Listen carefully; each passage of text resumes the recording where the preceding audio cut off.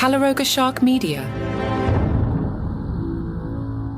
Hey there, I'm Johnny Mac with 5 good news stories. Creepy one to start us off today. 2 urban explorers say the creepiest place they ever visited was not an abandoned asylum, not a church, but a remote Scottish bungalow packed floor to ceiling with teddy bears and dolls. Mitch and Jake have spent years photographing abandoned buildings around the world, but they say this place in Scotland left them more unsettled than anywhere else. Mitch said it was the creepiest place I've ever been to. I couldn't wait to get out. I even sacrificed some pictures because I didn't want to be in there. The guys said they had heard rumors about the bungalow belonging to a woman who began hoarding teddy bears after her husband died. When the woman herself passed away, the house and its contents were left untouched. It took the explorers 4 days searching on Google Maps to figure out where this place was. Then they drove 6.5 hours to get there. They had to go through an hour of dense woodland to reach the property. Mitch said it was literally a 50-minute trek to the house. It was that remote. We were going through all the pine forest, and we were hearing all sorts of noises, and branches were snapping everywhere. It was the most bizarre place I'd ever been. They entered through the missing panel on the back door, and they found rooms covered with soft toys, almost stacked to the ceilings. All that was covered in dust and cobwebs. Mitch said there was some real collectibles in there, some rare dolls. There were like 200 or 300 Cabbage Patch dolls. Some of them are $1,000 each. It was dusty as well. You could taste how damp the place was. I don't know how she lived in there. It was a little unnerving because I kept thinking at any moment someone's going to pop out. You can only just walk into the bedroom. The rest of it was just teddies. It's like 6 feet deep. It was probably one of the most uncomfortable places I've ever been to because if I'm honest, I wasn't quite sure if there was anyone in the teddies. It felt like anyone was going to jump up at any opportunity. I felt like I was being watched. Couldn't wait to get out of there. I really couldn't.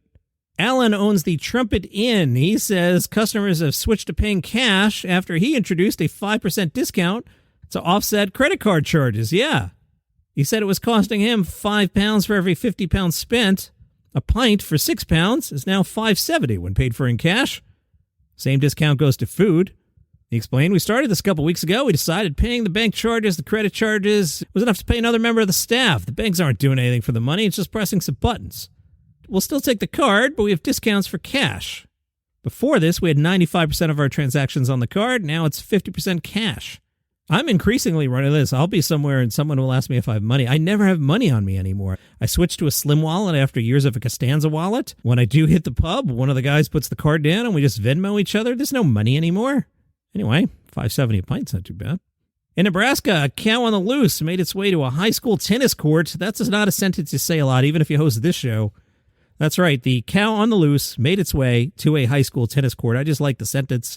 Never got to say it before. Probably won't get to say it again. Wanted to get it in twice, maybe a third time. A cow on the loose in Nebraska made its way to a high school tennis court. The school when it's a lockdown. Imagine you're a parent, you get a text and you're like, hey, the high school's in lockdown, and you freak out and then you find out it's because a cow is on the loose and on the high school tennis court. Well, the police explain this keeps students and staff in the building and keeps the cow out. Officers were able to herd the cow into the fairgrounds. The owner was able to gain control of the cow. With the help of the rodeo team members and the fairground staff, the cow then went back to the barn. An artist is using cremation ashes in his paintings to create unique landscapes that grieving families can personalize as a way to remember loved ones. I kind of like this. Gary started painting 2 years ago when he was inspired by the loss of his cousin to experiment with blending a small amount of ashes into his artwork. He explained, I held an art therapy session with a patient. We made so many paintings together. I was guiding her through the process and I realized how much I enjoyed it. A month later, I picked up the brush and started painting for myself. The piece was abstract sunflowers and the feedback I got was overwhelming. A year later, he was painting a seascape, and he was like, I could add some ashes. He explains, I do a consultation with the loved one, learning everything about the person, what they enjoyed. Visually, the family can see where the ashes have gone, rather than scattering them. He says some people scatter ashes, and then there's nothing left. Well, the painting, when it's done, the family can feel the painting texture with the ashes, so they can still feel the person in the painting, especially if it's a place they used to love. I like that a lot. Speaking of paintings by the late Bob Ross, you know, the Happy Little Trees guy? Those paintings have raised more than $1.2 million for public television. There was an auction in January. It generated $1.27 million from the sale of 3 original paintings by Ross.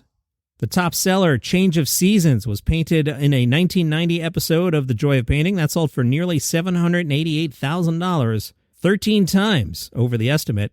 1993's Babbling Brook, $280,000, and Valley View in 1990 sold for more than $200,000. Bob Ross hosted The Joy of Painting from 1983 to 1994, and if you were a young man who stayed home from school because you were sick, you definitely saw that show many times. Bob Ross passed away in 1995 at age 52. Wow, from lymphoma. What a great show. His legacy lives on. And it's still like on reruns, and you can find it on YouTube. There's a lot of stuff too, I think. Everybody enjoyed his work. It's good that we're still talking about him. And those are your 5 good news stories for today.